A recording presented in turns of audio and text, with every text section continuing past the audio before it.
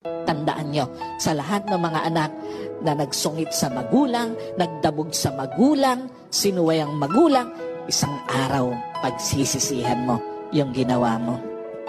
Alam niyo po, lahat ng pangit na ginawa sa magulang, isang araw pagsisisihan ng anak. Lahat ng masakit na ginawa sa magulang, lahat yung pagsisisihan ng anak. At lahat ng hindi dapat ginawa sa magulang, lahat yung pagsisisihan ng anak. Anong pinapakita rito?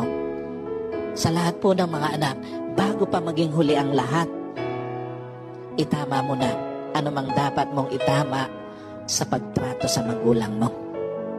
Bago pa mapuno ng pagsisisi ang pakikitungo mo sa magulang mo, itama mo na ang dapat mong itama sa trato sa magulang mo. At bago pa mapuno ng lungkot yung kwento ng pakikitungo mo sa magulang mo, itama mo na